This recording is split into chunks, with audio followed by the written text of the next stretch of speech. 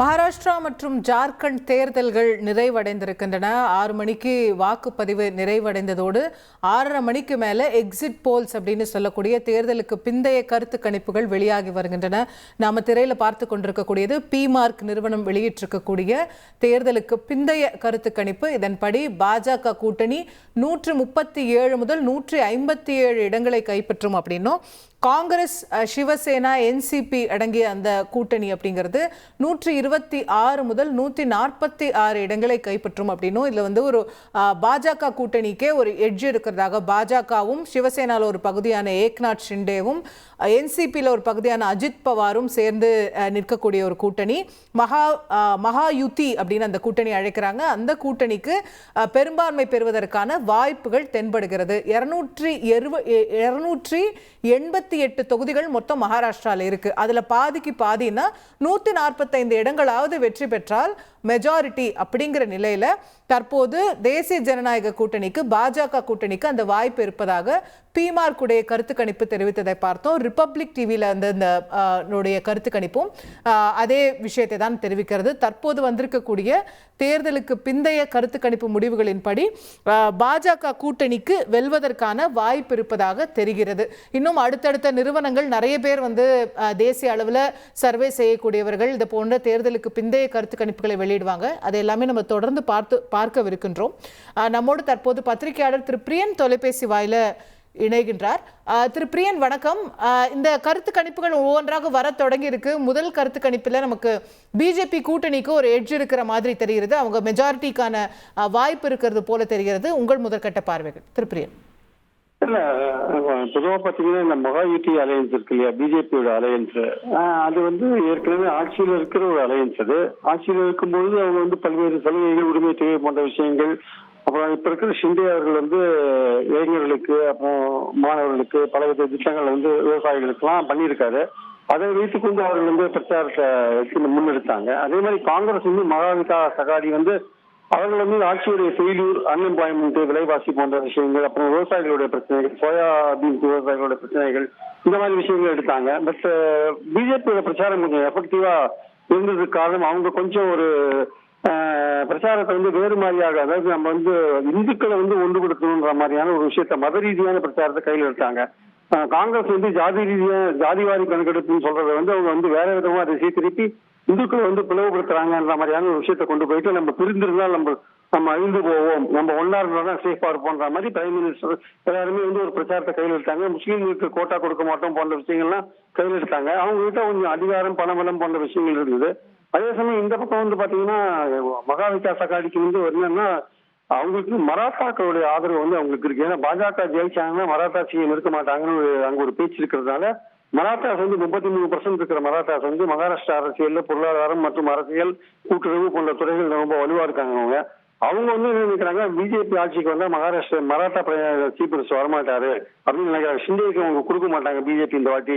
அதிகமான இடங்களை பெற்ற ஷிண்டேக்கு, அதிகமான இடங்களை பெற்றால் ஷிண்டேக்கு சிஎம் கொடுக்க மாட்டாங்க, பிஜேபியில இருந்து வருவாங்க. அது தேவேந்திர பட்னாவிஸ் சொல்ற ஒரு மராத்தா கிடையாது அப்படின்ற ஒரு பிரச்சாரம் அங்க போயிட்டு இருக்கு.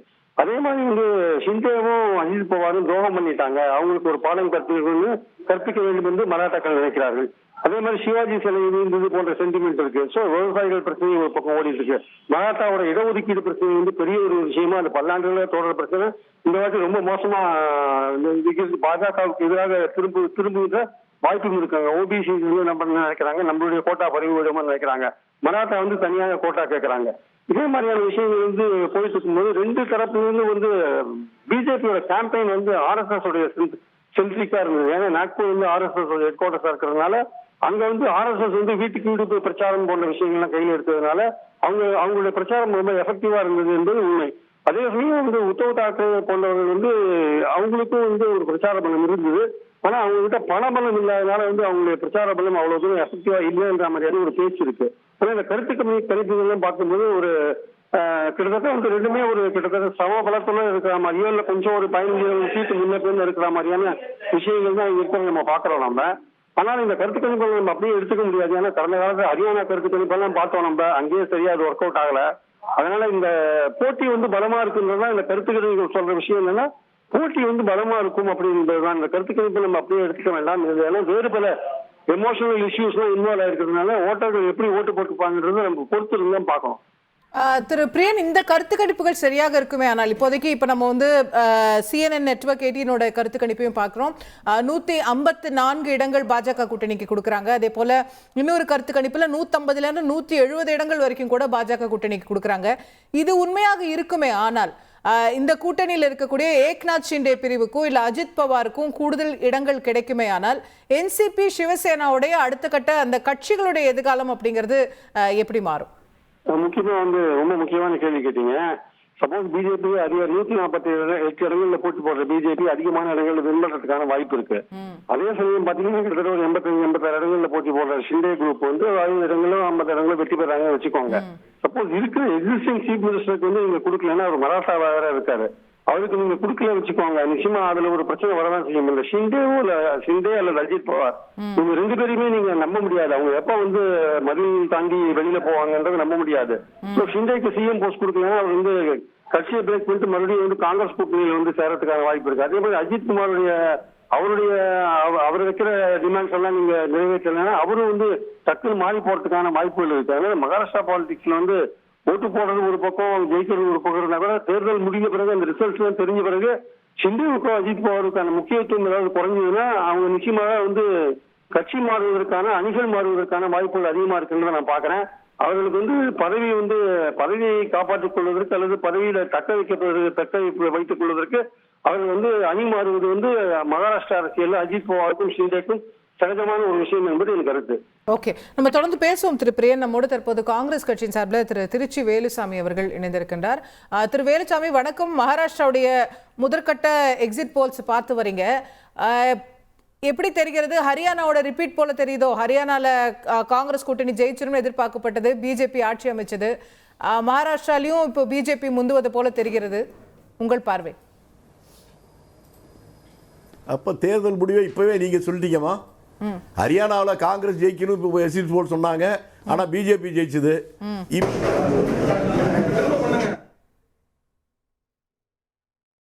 ரைட், நம்ம தொடர்ந்து பேசுவோம். அவர் மீண்டும் தொடர்பு கொள்ள முயற்சி செய்வோம். தற்போது மகாராஷ்டிராவிலிருந்து வரக்கூடிய முதற்கட்ட தேர்தலுக்கு பிந்தைய கருத்து கணிப்பு முடிவுகளை தான் நம்ம பார்த்து வருகின்றோம். ஒவ்வொரு ஏஜென்சியாக தேசிய அளவில் சர்வே செய்யக்கூடியவர்கள் வெளியிட்டு வருகிறார்கள். இது வரைக்கும் வந்திருக்கக்கூடிய 3 கருத்து கணிப்புகளையுமே பாஜக கூட்டணி முந்துகிறது அப்படிங்கிறது நமக்கு தெரிய வருகிறது. திரு வேலுசாமி, திருப்பி இணைப்பில் இருக்கீங்கன்னு புரிஞ்சுக்கிறேன், நீங்க தொடரலாம். அதாவது நீங்கள் சொன்னதை போலவே ஹரியானாவில் பேசுங்க சார், பேசுங்க, கேக்குது.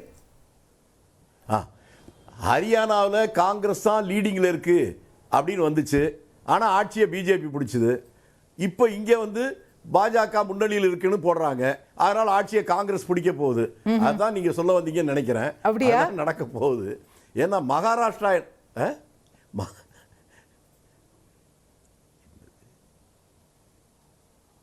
சார் பேசுங்க, கேக்குது. மகாராஷ்டிராவில் அங்க இருக்கிற நிலைமை வேறு. மகாராஷ்டிராவில் ஏற்கனவே இருந்த பாஜக அந்த கூட்டணி ஆட்சியில 1000 குழப்பங்கள், 1000 வேறுபாடுகள். மகாராஷ்டிரா ஒரு விழிப்பான மாநிலம் என்றுதான் நான் நினைக்கிறேன். பொருளாதாரத்தினுடைய தலைநகரமே மகாராஷ்டிரா தான். அங்கே விவசாயிகளும் பிரச்சனையும் இருக்கு, தொழில் பிரச்சனைகளும் இருக்கு. இந்த ரெண்டுமே மற்ற எந்த மாநிலத்தை விட கடுமையான விழிப்புணர்வு இருக்கிற ஊர். அந்த ஊர்ல இந்த இடைப்பட்ட காலத்துல இப்ப அஜித் பவார், ஷிண்டே இந்த மாதிரி ஆட்கள் எல்லாம் பணம் கொடுத்தே விலைக்கு வாங்கி ஒரு ஆட்சியை கவிழ்த்து புதிய ஆட்சி உருவாகியதை அந்த மக்கள் தெளிவா பார்த்துக்கிட்டு இருக்காங்க. அந்த விவரம் தெரிந்த அந்த மக்கள் மத்தியில் இந்த தேர்தல் நேரத்தில் மட்டும்தான் அவருடைய எண்ணத்தை வெளிப்படுத்த முடியும். அந்த அடிப்படையில் கடந்த காலத்தில் நடந்த இந்த அரசியல் அந்த சதுரங்க விளையாட்டில் பச்சையாக நடந்த அந்த தவறுகள் இருக்கிறதே, வெளிப்படையாக அந்த தவறுகளை நாங்கள் எப்படி எடுத்துக்கொண்டோம் என்பதை அந்த மக்கள் வெளி உலகத்திற்கு காட்டுகின்ற முடிவாக இது அமையும். அப்படி பார்க்கிற போது அந்த தெளிவான அந்த மக்கள் பிஜேபி கூட்டணியை தோற்கடிப்பார்கள் என்றே நான் நம்புகிறேன்.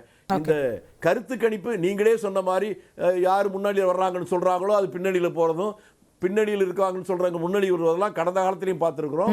ஒரு காலத்துல இந்த ஆட்சிக்கே வராதுன்னு சொன்னதுக்கு ஆட்சிக்கு வந்திருக்கிறாங்க. உறுதியா இதை ஜெயிக்கவே இதுதான் ஜெயிப்பாங்க, இவருக்கு பக்கத்துல யாரும் வரமாட்டான்னு சொன்னது வந்திருக்கிறாங்க.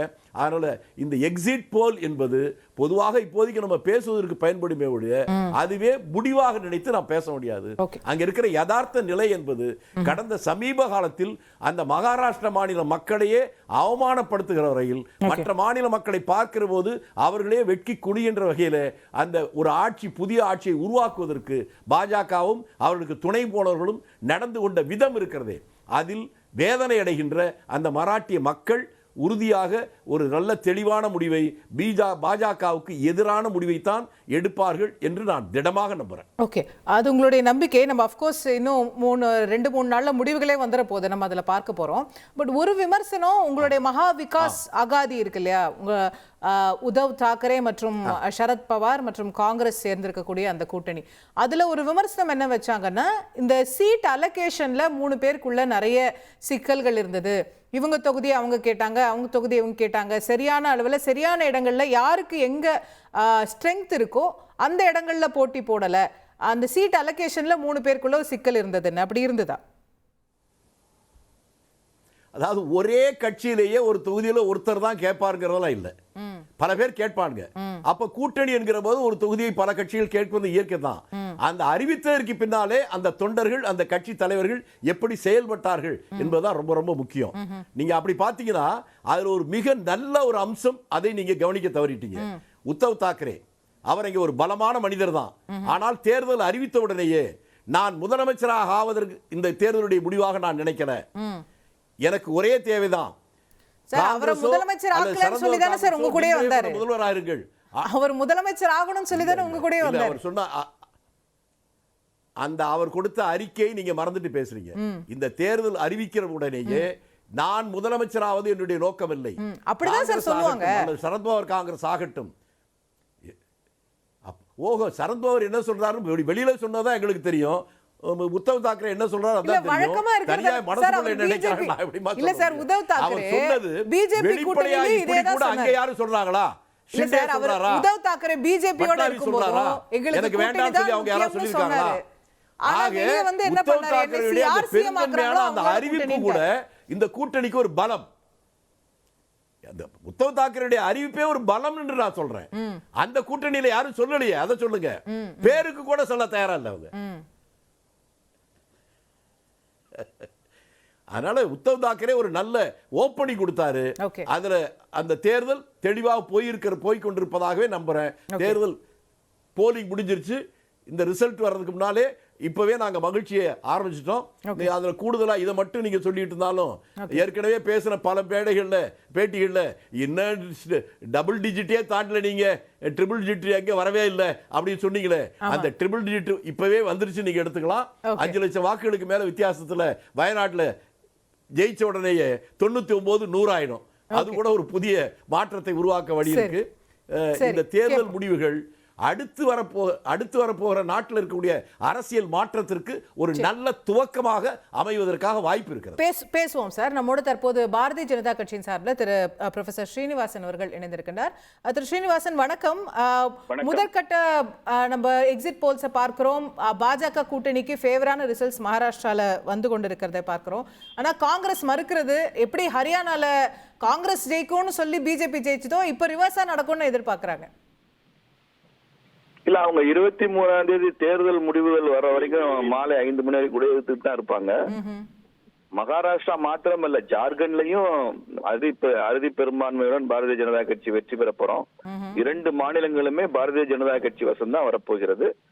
அந்த ஒரு அரசியல் அதிசயம் நிகழப் போகிறது. குறிப்பா சென்ற முறை சிவசேனா பிஜேபி கூட்டணியில போட்டியிட்டு விட்டு மறுபடியும் தான் முதலமைச்சராக வேண்டும் என்பதற்காக காங்கிரசுடன் கைகோத்து கொண்ட உத்தவ் தாக்கரே இந்த தடவை பெரிய அரசியல் விலை கொடுப்பாரு. மக்கள் இந்த கட்சியை சிவசேனா முழுவதுமாக நிராகரிப்பாங்க. அதற்கு துணை நின்ற காங்கிரசும் நிராகரிக்கப்படுங்க. அதனால மகாராஷ்டிரா மறுபடியும் பிஜேபி வசம் வரும்.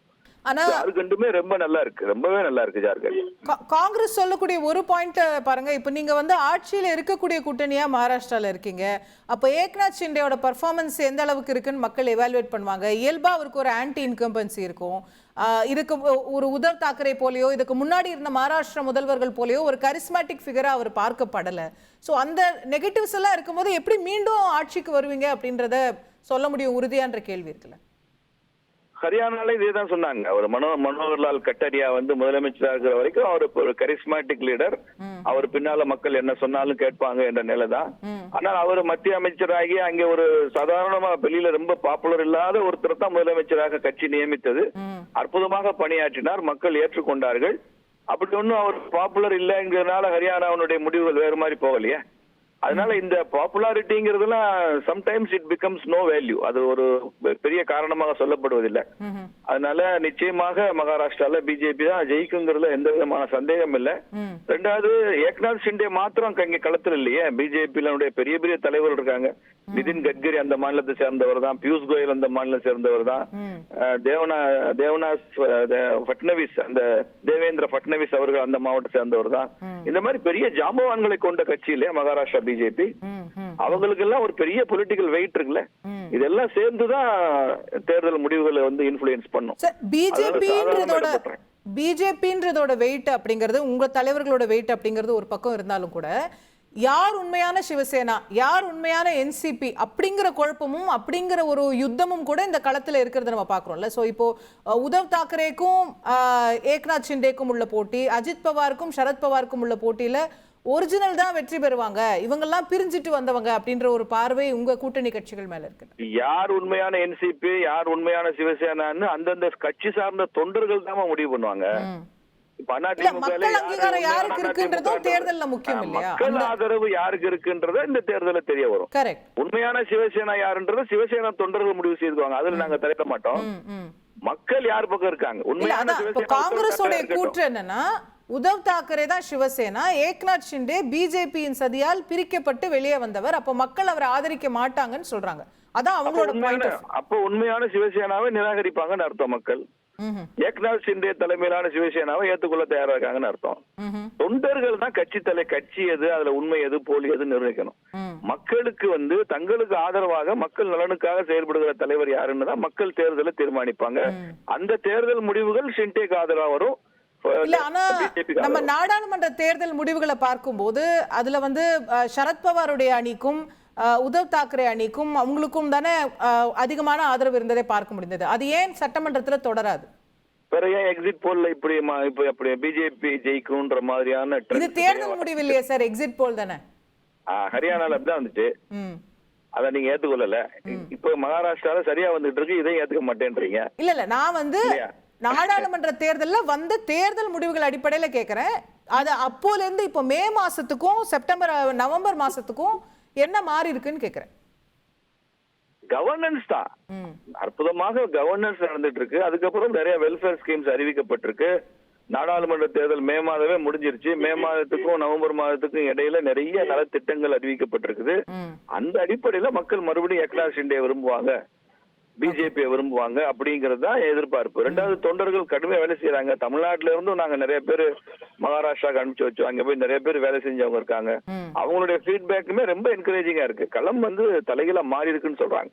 ஆரம்பத்துல வந்து காங்கிரஸுக்கும் சரத்பவாருக்கும் தாக்கரேக்கும் ஆதரவாக இருந்த களம் என்பது நாளடைவுல போக போக அது பிஜேபியின் களமாக மாறிவிட்டது என்பதுதான் லேட்டஸ்டா வரக்கூடிய தகவல். அப்படித்தான் வருது. நீங்க பார்லிமெண்ட்ல ஏன் மாறிச்சு இது மாதிரி சொல்ல முடியாது. அரசியல் செல்வாக்கு என்பது என்னைக்குமே ஒரு நிலைத்த புள்ளியில் அதை கட்டி வச்சு போட முடியாது.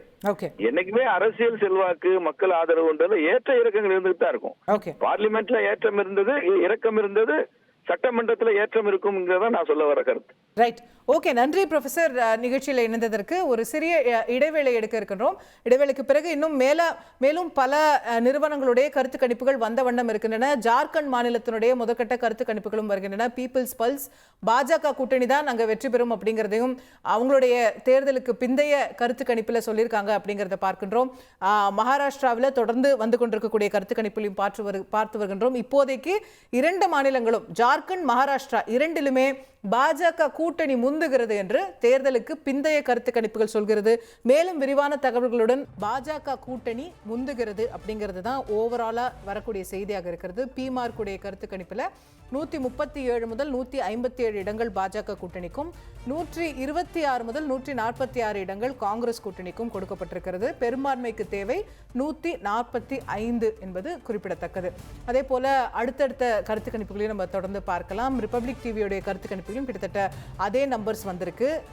நம்ம அடுத்த கார்ட்ஸை நம்ம பார்க்கலாம். மகாராஷ்டிராவுடைய எக்ஸிட் போல்ஸ்ல மேட்ரிஸ் நிறுவனம் வெளியிட்ட கருத்து கணிப்பின்படி 150 முதல் 170 இடங்கள்ல பாஜக கூட்டணி வெற்றி பெற வாய்ப்பு இருக்கிறது அப்படின்னும், காங்கிரஸ் கூட்டணி 110 முதல் 130 இடங்களில் வெற்றி பெற வாய்ப்பு இருக்கிறது அப்படின்னும் நமக்கு தெரிய வருகிறது. இது மேட்ரிஸ் அப்படிங்கிற நிறுவனம், சர்வே நிறுவனம் நடத்தியிருக்கக்கூடிய கருத்து கணிப்பு. அதே போல பீப்புள்ஸ் பல்ஸ் நிறுவனம் நடத்திருக்கக்கூடிய கருத்து கணிப்புல அதிகபட்சமா 175 முதல் 195 வரை, கிட்டத்தட்ட 200 இடங்கள் வரைக்கும் பாஜக கூட்டணி கைப்பற்றும் அப்படின்னு சொல்லப்படுகிறது. காங்கிரசுக்கு 85 முதல் 112 இடங்கள் காங்கிரஸ் கூட்டணிக்கு கிடைக்கும் அப்படின்னு சொல்லப்படுகிறது. அடுத்ததாக நம்ம பார்க்கக்கூடியது, தொடர்ந்து இப்போ நம்ம எல்லா கருத்து கணிப்புகள் வந்திருக்கக்கூடியதையும் நம்ம பார்க்கின்றோம். பெருவாரியான இதுவரைக்கும் வந்திருக்கக்கூடிய இந்த 4 கருத்து கணிப்புகள்லையுமே தேர்தலுக்கு பிந்தைய கருத்து கணிப்புகள் எக்ஸிட் போல்ஸ்ல பாஜக கூட்டணி மகாராஷ்டிரால மகாயுதி அப்படின்னு அவங்க அழைக்கக்கூடிய அந்த கூட்டணிக்கு பெரும்பான்மை கிடைப்பதற்கான வாய்ப்புகள் அதிகமாக தென்படுகின்றன. ஜார்க்கண்டிலும் இதே போல எக்ஸிட் போல்ஸ் வெளியாகி கொண்டிருக்கின்றன. ஜார்க்கண்ட் மாநிலத்தினுடைய தேர்தலுக்கு பிந்தைய கருத்து கணிப்புகளிலும் கூட பெருவாரியானவை பாஜக கூட்டணிக்கே வெற்றி வாய்ப்பை காட்டுகின்றன. பீப்புள்ஸ் பல்ஸ் நிறுவனம் 44 முதல் 53 இடங்கள் பாஜகவுக்கு கிடைக்கும்னு, 25 முதல் 37 இடங்கள் காங்கிரஸ் கூட்டணிக்கு கிடைக்கும்னு சொல்லியிருக்காங்க. அங்க மொத்தம் 81 சட்டமன்ற தொகுதிகள், அதுல 41 இடங்களில் வெற்றி பெற்றால் பெரும்பான்மை அப்படிங்கிற நிலையில ஜார்க்கண்டில் மேட்ரிஸ் நிறுவனமும் கூட பாஜகவுக்கே பெரும்பான்மை இருக்கிறது அப்படின்னு சொல்லக்கூடியதை பார்க்கிறோம். அவங்களுடைய கருத்து கணிப்பின் வாயிலாக 42 முதல் 47 இடங்களை பாஜக கூட்டணி பிடிக்கும் அப்படின்னும், 25 to 30 இடங்களை காங்கிரஸ் கூட்டணி பிடிக்கும்னு ஜார்க்கண்ட்ல மேட்ரிஸ் நிறுவனம் தன்னுடைய கருத்து கணிப்பை வெளியிட்டிருக்கிறது. அடுத்ததாக நம்ம பார்க்கவிருப்பது ஜார்க்கண்ட்ல ஜேவிசியினுடைய கருத்து கணிப்பு. திரு ஜேவிசி ஸ்ரீராம் அவர்கள் நடத்திய கருத்து கணிப்பு அப்படின்னு நினைக்கிறேன். நம்ம டிபேட்ஸ்ல அவரை நிறைய பார்த்திருக்க முடியும். பாஜக கூட்டணிக்கு 40 முதல் 44 இடங்களும், அதே போல காங்கிரஸ் கூட்டணிக்கு 30 முதல் 40 இடங்களும். இங்க வந்து ஒரு டைட் ரேஸ் இருக்கிறத இந்த கருத்து கணிப்புல நம்ம பார்க்கிறோம். இது வந்து ஒரு நெருக்கமான போட்டியாக இருப்பதாக ஜார்க்கண்ட் தேர்தல் இந்த கருத்து கணிப்பு சொல்கிறது. ஏன்னா இந்த பக்கம் 40 இல்ல அந்த பக்கம் 40 போகலாம் அப்படிங்கிற மாதிரியான நிலை இருக்கிறது. பொறுத்திருந்து பார்க்க வேண்டிய விஷயம். ஒரு இன்ட்ரெஸ்டிங் கருத்து கணிப்பு ஜார்க்கண்ட்ல இருந்து வரக்கூடியதை பார்க்கிறோம். தொடர்ந்து நம்மோடு இது பற்றி விரிவாக விவாதிப்பதற்காக காங்கிரஸ் கட்சியின் சார்பில் திரு திருச்சி வேலுசாமி அவர்களும், அதே போல பாரதிய ஜனதா கட்சியின் சார்பில் திரு நாராயணன் அவர்களும் இணைகின்றார்கள். இருவரையும் நிகழ்ச்சிக்கு அன்போடு வரவேற்கின்றேன். திரு வேலுசாமி, நம்ம கடந்த பகுதியில் பேசிட்டு இருக்கும் போது நீங்களும் சொன்னீங்க, ப்ரொஃபசர் ஸ்ரீனிவாசன் பிஜேபியிலிருந்து பேசினார். அவரும் சொல்லக்கூடிய கருத்து, அவங்களுடைய கவர்னன்ஸை மக்கள் பாராட்டுறாங்க. நாடாளுமன்ற தேர்தல் வேற, சட்டமன்ற தேர்தல் வேற. நாடாளுமன்றத்தில் பிஜேபிக்கு ஒரு பின்னடைவு ஏற்பட்டிருக்கலாம், ஆனால் சட்டமன்றத்தில் அதுவே நடக்கணும்னு அவசியம் இல்லை. ஏக்நாத் ஷிண்டே அரசை அங்க மக்கள் பாராட்டி இருக்கிறாங்க அப்படின்ற ஒரு பார்வை, அதே போல ஜார்க்கண்ட்லயும் எங்களுக்கு ஆதரவு இருக்குன்ற பார்வை வெளிப்படுத்துறார். உங்களுடைய பார்வை? இப்போ பாராளுமன்ற தேர்தல் நடக்கிற போதும் பிஜேபி ஆட்சி தானே நடந்துச்சு. ஷிண்டே அவர் தானே இருந்தாரு. ஆமா. அப்ப பாராளுமன்ற தேர்தல் போது இவருடைய கவர்னன்ஸ் மக்கள் ஏத்துக்கல, ஆனா இப்ப ஏத்துக்கிறான்னு சொல்றாரு. அதோட இன்னொன்னு அவர் சொன்னாரு, இந்தியாவில் மற்ற இடங்களை விட மகாராஷ்டிராவில் பெரிய பெரிய ஜாம்பவான்கள் இங்க கட்சியில் இருக்காங்க. நிதின் கட்கரி, பியூஷ் கோயல், பட்னாவிஸ் இவங்கெல்லாம் இருக்கிறாங்க அப்படின்னு சொன்னாரு. அவர்கள் பாராளுமன்ற தேர்தல் நடக்கிற போது இருந்தாங்க இல்லையா? இவர் சொல்வதை போல பார்த்தால் அந்த நேரத்தில் எல்லா இடங்களும் பாஜக தான் இங்க ஜெயிச்சிருக்கணும்.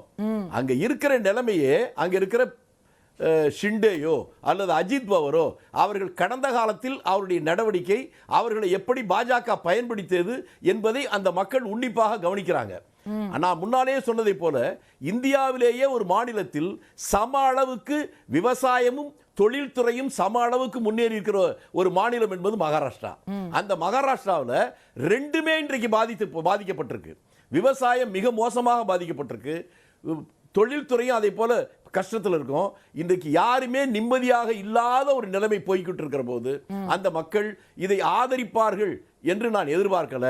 இந்த நீங்க முன்னாலே சொன்னது மாதிரி இந்த நிறுவனங்கள் இருக்கே, இந்த நிறுவனங்கள்லாம் இன்றைய சூழலில் ஆளுங்கட்சிக்கு எதிராக அவர்கள் ஏதாவது வெளியிட்டா அதனுடைய விலையை அவர்கள் தர வேண்டி இருக்கும். அதனால கூட இருக்கலாம். ஆனால் யதார்த்தம் மக்கள் பாதிக்கப்பட்டு கொண்டிருக்கிறார்கள். பாதிக்கப்பட்ட மக்கள் அவர் அந்த பாதிப்பு அந்த உணர்வை வெளிப்படுத்துவதற்கு தேர்தல் ஒன்றுதான் வழியாக இருக்கிறது. அந்த அடிப்படையில் மகாராஷ்டிராவில் மற்ற மாநிலத்தை விட விழிப்பாக இருக்கக்கூடிய அந்த வாக்காளர்கள் இந்த முறை காங்கிரஸ் இந்த கூட்டணிக்கு தான் ஆதரவாக இருப்பார்கள். இந்த கூட்டணியில் எப்படி இருந்தாங்களுக்கு நான் முன்னாலே ஒன்று சொன்னேன். அந்த உத்தவ் தாக்கரே முன்னாலேயே எனக்கு முதலமைச்சர் பதவியில் வருவது முக்கியம் அல்ல, எதிரியை வீழ்த்துவது மட்டும்தான் முக்கியம், காங்கிரஸ்காரர்களே கூட இருக்கட்டும் அப்படி சொன்னாரு. ஆனால் அந்த கூட்டணியில் அப்படி இல்லை. ஷிண்டேக்கு நாளைக்கு முக்கியத்துவம் இல்லைன்னா தேர்தல் முடிந்ததுக்கு அப்புறம் கூட அவர் ஆதரிப்பாரா? உங்களால உறுதியா சொல்ல முடியுமா? அஜித் பவார் அவருக்கு முக்கியத்துவம் இல்லைன்னா தேர்தல் முடிவு வந்ததுக்கு பின்னால கூட அவர் அங்கே இருப்பார் சொல்ல முடியுமா? எப்ப வேண்டுமானாலும் காலையில ஒன்று மாலையில ஒன்று மாறி மாறி கடந்த காலத்தில் அவர்கள் என்னென்ன முடிவெடுத்திருக்கிறார்கள் என்பது ரகசியம் ஒன்று இல்லை, எல்லோருக்கும் தெரிந்த ஒன்றுதான். எங்கள் கூட்டணியில் உறுதியாக இருக்கிறார்கள். அந்த கூட்டணி அது நிலையில்லாதது, அது எப்படி வேண்டுமானாலும் மாறும். அந்த 3 பேர்ல யாருக்கு முக்கியத்துவம் தந்தாலும் மற்ற 2 பேர் என்ன முடிவெடுப்பாங்கன்னு தெரியாது. ஆனால் எங்கள் கூட்டணியில் யாருக்கு முக்கியத்துவம் வந்தாலும் எல்லோரும் சமமாக அதை ஏற்றுக்கொள்கிற இடத்தில் இருக்கிற காரணத்தால் எங்களுடைய தேர்தல் முடிவுகள் மட்டுமல்ல, முடிவுகளுக்கு பின்னால் கூட எங்களுக்கு புதிய பலம் கூட வருவதற்கு வாய்ப்பு இருக்கிறது. ஓகே, தேர்தலுக்கு பின்னாலும் வந்து மாற்றங்கள் இருக்கும்னு சொல்லி ஒரு சூசகமா சொல்றீங்க. கேட்போம் அதை பத்தியும். நான் திரு நாராயணன் அவர்கள்ட்ட கேட்கணும்னு நினைக்கிறேன். இது நம்ம நாடாளுமன்ற தேர்தல் எக்ஸிட் போல்ஸ்லாம் கொஞ்சம் நினைவுக்கு வந்துட்டு போகுதா இல்லையா? அதில் வந்து போது 400 இடங்கள் 450 இடங்கள்னு போட்ட எக்ஸிட் போல்ஸ்லாம் உண்டு. ஆனால் முடிவுகள் வந்தது வேறாக இருந்தது, அந்த அளவுக்கான எண்ணிக்கைகள் இல்லாம இருந்தது. ஸோ எக்ஸிட் போல்ஸை முழுமையாக ஏற்க முடியாதுன்னு காங்கிரஸ் கட்சி சொல்கிறது. நாங்க வெற்றி பெறுவோன்ற நம்பிக்கையில இன்னும் இருக்காங்க. இல்ல, எக்ஸிட் போல்ஸை ஏற்க முடியாது என்பது அசோகா நம்ம கடந்த இது நம்ம ஹரியானாவுடைய ஜம்மு காஷ்மீருடைய நம்ம பார்க்கும்போது நமக்கு தெரிந்தது. அது ஒரு வகையில இருந்தாலும் கூட என்னை பொறுத்தவரையில எக்ஸிட் போல் அப்படின்னு இப்ப சொல்லக்கூடிய இந்த கருத்து கணிப்பு முடிவுகள், தேர்தலுக்கு பிந்தைய கருத்து கணிப்பு முடிவுகள் ஒரு இயல்பான நிதர்சனமான நிலையை உணர்த்துகிறது என்றுதான் நான் நினைக்கிறேன். அப்படி பார்க்கும் பொழுது உறுதியாக இதை இன்னும் சொல்ல போனால் என்னை பொறுத்தவரையில நாங்கள் 175 இடங்களை பெறுவோம் என்று நான் நினைக்கிறேன். எக்ஸிட் போலை விட இதுல இருப்பதை விட அதிகமாக 175 இடங்கள்ல ஒரே ஒரு போல்ல தான் உங்களுக்கு 170க்கு மேல கொடுத்திருக்காங்க இது வரைக்கும். இல்ல, நான் அதான் சொல்றேன், எக்ஸிட் போல் பத்தி நம்ம பேச வேண்டியது இல்லைன்னு நானும் தான் ஃபீல் பண்றேன். ஆனா இன்னைக்கு உங்களுடைய இன்னைக்கு தொலைக்காட்சிகள் இன்னைக்கு அந்த எக்ஸிட் போல் செய்யறதுனால நம்ம அதை ஒட்டி அதை வைத்துக் கொண்டு பேசுகிறோம். ஆனால் நான் அதை கடந்து சொல்கிறேன். என்னுடைய கருத்து கணிப்பின்படி 175 இடங்கள்ல மகாராஷ்டிராவிலும் அதே போல 50 இடங்கள்ல ஜார்க்கண்டிலும் நாங்கள் வெற்றி பெறுவோம் என்று நினைக்கிறேன். இதற்கு மிக முக்கிய காரணம், மகாராஷ்டிராவில இந்த கடந்த 5 வருடங்கள்ல ஒரு மிகப்பெரிய ஒரு வளர்ச்சியை நாம் கண்டிருக்கிறோம் நினைக்கிறேன். ஏனென்று சொன்னால் அங்கு பொருளாதார ரீதியா அதுவும் 6 மாசத்துக்கு முன்னாடி அந்த வளர்ச்சி இல்லையான்னு கேக்குறாரு திரு வேலுச்சாமி. ஏன் நாடாளுமன்ற தேர்தல்ல கோட்டை விடணும், இப்ப எப்படி அந்த வளர்ச்சி திடீர்னு வந்துருச்சு? சட்டசபை தேர்தல்களையும் இதையும் போட்டு குழப்ப கூடாது, அது தேவையில்லைன்னு அதனாலதான் நான் சொல்றேன். நான் அதாவது நம்ம பேசுவதற்கெல்லாம் அப்படியா இப்படியான்னு கேள்வி கேட்டு பேசலாம். என்னை பொறுத்தவரையில அதுதான் ஜனநாயகத்தினுடைய விளையாட்டாக நான் கருதுகிறேன். கடந்த முறை அந்த மாதிரி ஆயிடுச்சு, ஓகே. பட் பாராளுமன்றத்துக்கு வேற மாதிரி வாக்களித்திருப்பார்கள். சட்டமன்றத்தை பொறுத்தவரையில வளர்ச்சிங்கிற காரணம் சொல்றதுனால தான் அந்த கேள்வி எழுது. இப்போ வளர்ச்சி ஏற்கனவே ஏக்நாத் ஷிண்டே தான் ஆட்சியில இருக்காரு. சிறந்த வளர்ச்சி அங்க டபுள் என்ஜின் சர்க்கார்ல இருந்திருந்தா நாடாளுமன்றத்திலே உங்களுக்கு ஃபேவரா வந்திருக்கணுமே அப்படிங்கிறது கேள்வி. அன்றைக்கு இருந்த சூழ்நிலை வேறு விதமாக மக்கள் வாக்களித்திருக்கலாம். இன்னைக்கு களத்துல நாம பார்த்தது என்பது சட்டமன்றத்துல அங்க மாநிலத்துல யார் ஆட்சிக்கு வர வேண்டும் என்று சொன்னால் பாராளுமன்றத்திலும் சட்டமன்றத்திலும் வெவ்வேறு விதமான காரணிகள், வெவ்வேறு விதமான விஷயங்களை கொண்டு அந்த தேர்தல் நடந்து கொண்டிருக்கிறது. தேசிய அளவிலான விஷயங்கள் நடந்தது. மகாராஷ்டிராவில் பாராளுமன்ற தேர்தலில் நாம் குறைவாக பெற்றது உண்மைதான், அதில் ஒன்றும் மாற்று கருத்து இல்லை, யாரும் நம்பரை மாற்ற முடியாது. ஆனால் இப்பொழுது நாம் சொல்வது என்பது நாம் எதை முன்வைத்து மக்களிடம் சென்றோம், மக்கள் எதற்காக நமக்கு வாக்களித்திருப்பார்கள் என்கிற அந்த ஒரு சிந்தனையோடு நான் சொல்வது, நான் பார்த்த வரையில தொழில்துறையில ஒரு மிக சிறந்த இடத்தை தேசிய சராசரியை விட நாம் அதிகமாக அங்கே மகாராஷ்டிராவில் நாம் முன்னேறி இருக்கிறோம். இன்னும் குறிப்பாக சொல்ல வேண்டும் என்றால் புனே, அதே மாதிரி மும்பையில நவி மும்பையை தாண்டி இப்பொழுது 3வது மும்பை என்கிற ஒரு மிகப்பெரிய அற்புதமான திட்டத்தை அங்கே கொண்டு வந்திருக்கிறோம். அதே மாதிரி அங்கே துறைமுகம் பெருக்கப்பட்டிருக்கிறது. இந்த மாதிரி பல்வேறு விஷயங்கள் அங்க இருக்கு அசோகா. அதனால தவிர மக்கள் இன்னும் ஒரு கோபத்துல இருக்கிறாங்க.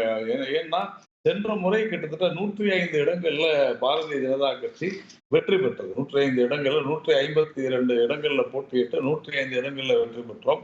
அதே மாதிரி 124 இடங்கள்ல போட்டியிட்ட சிவசேனா 56 இடங்கள், கிட்டத்தட்ட பாதிக்கு பாதி இடங்கள் தான் பிஜேபியோட பெற்றதுல எங்களுக்கு முதலமைச்சர் பதவி வேண்டும் என்று சொல்லி அப்ப ஒரு சந்தர்ப்பவாதமாக அவர்கள் அதை செய்தார்கள். ஆனால் அதை பெரிதாக பேசாதவர்கள் அதன் பிறகு அந்த கட்சியில ஏற்பட்ட பிரச்சனையினால அவர்கள் பாஜகவுக்கு ஆதரவு கொடுத்ததை தான் ஹார்ஸ் ட்ரேடிங் அப்படின்னு சொல்லி சொன்னாங்க. ஆக்சுவலா நடந்தது என்னவென்றால் 2019 மக்களுடைய முடிவு பாரதிய ஜனதா கட்சி ஆட்சி. ஆனால் அதை காங்கிரசும் தேசியவாத காங்கிரசும் தங்களுக்கு சாதகமாக பயன்படுத்திக் கொண்டார்கள் என்பதுதான் உண்மை. அதன் அடிப்படையில இந்த முறை அது விவசாயமாக இப்ப கூட திரு வேலுச்சாமி சொல்கிறார், தேர்தல் முடிவு வந்த பிறகு எது வேணா மாறலாம். ஏக்நாத் ஷிண்டே நீங்க முதல்வர் ஆக்கலன்னா அவர் அங்கேயே இருப்பாருன்னு என்ன நிச்சயம்? அஜித் பவார் சரத் பவாருக்கும் இப்பவும் கான்டாக்ட் இல்லைன்னு என்ன நிச்சயம்? எங்களுக்கு தான் பலம் கூடுங்கிறார் அவர். நான் மற்றவர்கள் சொல்வதை பற்றியெல்லாம் நான் கவலைப்படுவதில்லை. நான் என்னை பொறுத்தவரையில கடந்த முறை என்ன நடந்தது என்பதுதான். இப்போ இவங்க சொல்றதெல்லாம் போன முறை அதோட ரிவர்ஸும் திருப்பி நடக்கலாம்ல. இப்போ அங்க இருந்து விட்டுட்டு இங்க வந்த ஏக்நாத் ஷிண்டே இங்க விட்டுட்டு அங்க போக மாட்டாருன்னு என்ன நிச்சயம்? இல்ல அதெல்லாம் அங்க போக மாட்டாரு இங்க போக மாட்டாரு போன பிறகு பாத்தீங்களா, அதையே எப்பயே பேசணும். இன்னைக்கு எப்படி நாம் தேர்தலை சந்தித்தோம், தேர்தலுடைய முடிவுகள் எப்படி இருக்கும், பாரதிய ஜனதா கட்சி இருக்கக்கூடிய தேசிய ஜனநாயக கூட்டணி வெற்றி பெறும், அவ்வளவுதான். இதுல தோல்வியுற்றால் அப்படி, ஜெயித்தால் இப்படி அப்படின்னு சொல்றது நான் அதற்கு உண்டான விவாதத்துக்கு நான் வர வேண்டிய அவசியம் இல்லை. ஏனென்றால் அப்படி நடக்காது என்பதுல நாம தெளிவா இருக்கிறோம். முதுகில் குத்தியவர்கள் அதனால அவங்க வெறுப்படைந்து இங்க வந்தார்கள் என்பதுதான் உண்மை. அதனால அவங்க மறுபடியும் போக மாட்டாங்கன்றதுல நான் தெளிவா இருக்கிறேன். ஓகே, பாரதிய ஜனதா கட்சி கூட்டணி முந்துகிறது அப்படிங்கிற தகவல்கள் தான் நமக்கு இதுவரைக்கும் வந்திருக்கக்கூடிய எல்லா கருத்து கணிப்புகளிலும் வருகிறது. எந்த கருத்து கணிப்பும் இது வரைக்கும் காங்கிரஸ் கூட்டணி ஜெயிப்பதாக சொல்லவில்லை.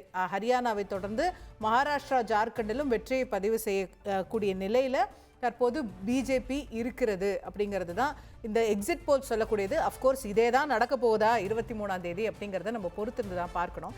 திரு வேலுச்சாமி, நம்ம மகாராஷ்டிரா பற்றி நிறைய பேசிட்டோம். பட் ஜார்க்கண்ட்லேயும் கூட இப்போது பிஜேபி முந்துவதாக தெரிகிறது. எல்லா கருத்து கணிப்புகள்லையும் அந்த தகவல்கள் தான் வந்து கொண்டிருக்கிறது. அது ஒரு ட்ரைபல் ஸ்டேட்டு, நிறைய பின்தங்கிய மக்கள் வாழக்கூடிய ஸ்டேட்டு. அங்கே நீங்கள் ஜெயிப்பீங்கன்ற எதிர்பார்ப்பு உங்களுக்கு அதிகமாக இருந்தது. இந்த எக்ஸிட் போல்ஸில் வேறு மாதிரி சொல்லுது. நீங்க முன்னாலேயே இதுக்கு பதில் சொல்லிட்டீங்க. கடந்த காலங்களில் இருக்க எக்ஸிட் போலுக்கும் ரிசல்ட்டுக்கும் சம்பந்தம் இல்லைன்னு சொல்லிட்டீங்க. நான் சொல்ல வருகிறது மக்கள் எப்படி அதை எடுத்துக்கொள்வார்கள் என்பதுதான். இப்போ சமீபத்தில் கூட படிக்கிற பிள்ளைகள் அவர்கள் தேர்வுக்கு கட்டுற பணத்துக்கு கூட ஜிஎஸ்டி இதை இப்பெல்லாம் கொண்டு வந்திருக்காங்க. இதெல்லாம் மக்கள் ஒவ்வொருவரும் பாதிக்கப்படுகிற போது அதன் மூலமாக அவர்கள் எப்படி முடிவெடுக்கிறார்கள் என்பதுதான் ரொம்ப ரொம்ப முக்கியமான ஒன்று. எல்லா வகையிலும் பாதிக்கப்பட்டிருக்காங்க. இது யாராவது பாதிக்கப்படாத ஒரு செக்ஷன் சொல்லுங்க. விவசாயிகள் பாதிக்கப்பட்டிருக்காங்க, வியாபாரிகள் பாதிக்கப்பட்டிருக்காங்க, இளைஞர்கள் பாதிக்கப்பட்டிருக்காங்க, தொழில் நிறுவனங்கள் நடத்துகிறவர்கள் பாதிக்கப்பட்டிருக்கிறாங்க. அரசு ஊழியர்கள் மட்டும்தான் ஓரளவுக்கு தப்பி இருக்காங்க. அவங்களும் முழுசுன்னு சொல்ல மாட்டேன். அப்படிப்பட்ட ஒரு சூழ்நிலையில் இந்த ஆட்சி தான் மீண்டும் வர வேண்டும் என்று எப்படி எதிர்பார்க்க முடியும்? இப்ப புதிதாக இப்ப மகாராஷ்டிரா எடுத்துங்க, பாராளுமன்ற தேர்தலுக்கு இதுக்கு இடையில இந்த மாற்றம் வரும் என்றால் ஏதாவது ஒரு புதிய மாற்றம் வந்திருக்கணும்ல. ஆட்சி நிர்வாகத்துல பாசிட்டிவா என்ன இங்க நடந்திருக்கு? எதுவும் இல்லை. அப்படி இருக்கிற போது எப்படி இங்க வெற்றி வர முடியும்? ஓகே, மக்கள் மனோநிலை வைத்து தான் நான் அதை பேசுறேன். இப்போ நீங்க மகாராஷ்டிரால ஏக்நாத் ஷிண்டேக்கு ஆன்டி இன்கம்பன்சின்னு சொன்னீங்கல்ல, அதே ஜார்க்கண்ட்ல ஏன் உங்க ஆட்சிக்கு ஆன்டி இன்கம்பன்சி இருக்க கூடாது? எல்லாம் இருக்க கூடாதுன்னே நான் சொல்ல. ஆனால் ஷிண்டே ஆட்சியில் அங்க என்ன நடக்கிறது, அங்க என்ன நடக்கிறது, ரெண்டுக்கு பெரிய வித்தியாசம் இருக்கு. நீங்க மகாராஷ்டிராவும் ஜார்க்கண்டும் ஒரே தராசுல வச்சு நம்ம பார்க்க முடியாது. நான் முன்னால அதான் சொன்னேன், இந்தியாவில் எந்த மாநிலத்திலும் இல்லாத அளவுக்கு விவசாயமும் தொழில்துறையும் சம அளவில் பலமாக இருக்கக்கூடிய ஒரு மாநிலம்னா அது மகாராஷ்டிரா எடுத்துக்கணும். அந்த மாநிலத்தில் விவசாயிகளும் கடுமையாக பாதிக்கப்பட்டிருக்காங்க. அங்க இருக்கிற கரும்பு விவசாயிகளுடைய நிலைமை என்ன, மற்ற விவசாயிகளுடைய நிலைமை என்ன, அங்க இருக்கக்கூடிய தொழில்துறை இன்னைக்கு என்ன இருக்கு? நீங்க முன்னால ஒண்ணு சொன்னீங்க, அங்க எல்லாரும் பாருங்க, அது கடற்கரை அதிகம் இருக்கக்கூடிய ஒரு மாநிலம் தானே. அங்க இருக்கிற துறைமுகம் எல்லாம் நீங்க தனியார் கொடுத்திருக்காங்களே, அதனுடைய பாதிப்பு என்னென்ன வந்திருக்கும்? அங்க இருக்க மக்களுக்கு, அந்த பகுதி மக்களுக்கு எல்லாம் தெரிந்து இருக்கும்ல. ஒன்றை சொல்றேன், அங்க காட்லா துறைமுகத்திலிருந்து இங்க மெட்ராஸ்ல ஒரு போதை பொருள்ல பிடிக்கிற போது எங்க இருந்து வரும்னா அங்க இருந்து வருதுன்னு சொல்றாங்க. அரசாங்கத்திடம் துறைமுகம் இருக்கிற போது அரசு கட்டுப்பாட்டுல முழுமையா இருந்துச்சு. தனியாருக்கு துறைமுகம் போகிற போது அங்கே பல தவறுகள் நடப்பதற்கான வாய்ப்பு இல்ல, நடந்திருக்கிறது என்பது மக்களுக்கே தெரிகிறது. இப்படி எல்லா வகையிலும் செயல்பாடுகளால் சாதாரண அடித்தட்டு மக்கள் பாதிக்கப்பட்டிருக்கிற போது பாதிக்கப்பட்ட மக்கள் மீண்டும் வாக்களிப்பார்கள் என்று நான் நம்பவில்லை. அதான் சொல்றேன். Thank you sir. திரு நாராயணன், உங்களுடைய நிறைவான கருத்துக்கள் நம்ம நிகழ்ச்சியை தொகுப்பை ஜார்க்கண்டை பொறுத்தவரையில அங்கு ஊழல் அப்படின்றது ஒரு மிக முக்கியமான விஷயமாக இருந்திருக்கிறது. அதனால அங்கே இருக்கக்கூடிய இந்த காங்கிரஸ் கூட்டணிக்கு, ஜேஎம்எம் கூட்டணிக்கு அங்க ஒரு மிகப்பெரிய பின்னடைவு ஏற்படும் என்று நான் கருதுகிறேன். சீஃப் மினிஸ்டர் வழக்கு, கைது அப்படின்லாம் போச்சு. ஆமா, அதாவது தவிர அங்கே ஊடுருவல்காரர்கள், இன்ஃபில்ட்ரேட்டர்ஸ், பங்களாதேஷி, அது அந்த பிரச்சனை மிகப்பெரும் பிரச்சனையாக இருக்கிறது. அதையெல்லாம் மக்கள் விரும்பவில்லை. அதனால உறுதியா ஜார்க்கண்ட்ல நான் சொன்னது போல 50 இடங்கள்ல வெற்றி பெறுவோம். நான் உங்களுடைய தந்தை தொலைக்காட்சியில அந்த வெற்றி செய்தியை நான் இருக்கும் போது நீங்களே சொல்லுவீங்க, நீங்க பாப்பீங்க. அதே மாதிரி மகாராஷ்டிரால அதான் நடக்குது. பொறுத்திருந்து பார்ப்போம் sir. Thank you for joining us. நம்ம 23ஆம் தேதி காலையிலிருந்து இந்த எக்ஸிட் போல்ஸ் தான் வரப்போகிறதா மாறப்போகிறதா அப்படிங்கிறத நம்ம பார்க்க போகின்றோம். அந்த தேர்தல் முடிவுகளுக்காக தொடர்ந்து காத்திருப்போம். இந்த தொகுப்பில் கலந்து கொண்ட கருத்து தெரிவித்த 2 விருந்தினர்களுக்கும் நன்றி, பார்த்தவங்களுக்கும் நன்றி நேயர்களே.